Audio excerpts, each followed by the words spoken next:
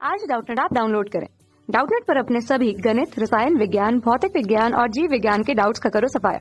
बस प्रश्न की फोटो खींचो, एक ही प्रश्न को क्रॉप करो और तुरंत वीडियो सोल्यूशन पाओ। अभी डाउनलोड करें।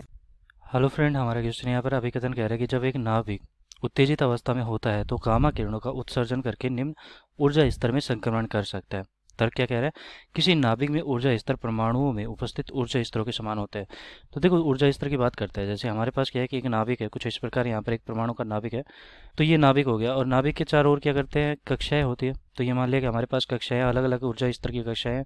ये प्रथम कक्षा होगी, ये और कक्षाएं होगी, ठीक है, द्वितीय कक्षा, ये तृतीय कक्षा होगी। तो इस प्रकार हमारे पास तो ये नाभिक हो गया और नाभिक के चारों ओर कक्षाएं होगी। तो ये कक्षाएं होगी हमारे पास, ये ऊर्जा स्तर होते हैं। जैसे कि इलेक्ट्रॉन इसमें चक्कर लगा सकता है, इसमें लगा सकता है, अलग अलग ऊर्जा स्तर होती है। अब इलेक्ट्रॉन का संक्रमण अगर उच्च कक्षा से निम्न कक्षा में होता है, जैसे यहाँ पर इलेक्ट्रॉन था और ये यहाँ से चलकर यहाँ पर आ गया, तो इसकी ऊर्जा घटी यहाँ पर, इसकी ऊर्जा यहाँ पर E1 मान ली, इसकी E3 मान ली।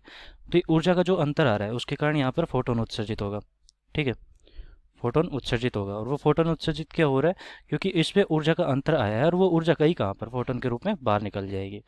तो इसी प्रकार नाभिक के साथ भी होता है। नाभिक के अंदर क्या होते हैं, ऊर्जा स्तर होते हैं। और जब नाभिक अस्थायी हो जाता है, तो जैसे कि हमारा ये नाभिक है, तो नाभिक जब रेडियो सक्रिय होता है, तो ये नाभिक है और ये मान लिया कि रेडियो सक्रिय है, ठीक है, रेडियो सक्रिय। तो रेडियो सक्रिय नाभिक से क्या होता है कि अल्फा बीटा निकलते रहते हैं, अल्फा और बीटा निकल सकते हैं। तो अल्फा और बीटा का यहाँ पर उत्सर्जन हो रहा है। तो अल्फा और बीटा निकलने के बाद क्या होता है कि ये अस्थायी बन जाता है। मतलब कि इसकी जो ऊर्जा होती है इस नाभिक की, वो उच्च होती है, उच्च ऊर्जा होती है, ठीक है। तो नाभिक हमारा क्या होता है, अस्थायी हो जाता है, अस्थायी रहता है। तो ये क्या करता है, उस ऊर्जा को ये क्या करता है, उत्सर्जित करता है गामा के रूप में, गामा के रूप में, गामा किरण के रूप में, ठीक है, विकिरण के रूप में या गामा किरण के रूप में उत्सर्जित करता है। यहाँ पर विकिरण लिख देता हूँ, गामा विकिरण के रूप में।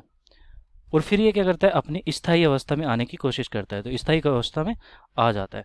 तो अस्थायी मतलब कि उत्तेजित अवस्था में रहता है। जब अल्फा और बीटा निकलते हैं तो उस समय हमारा जो नाभिक रहता है वो उत्तेजित अवस्था में रहता है।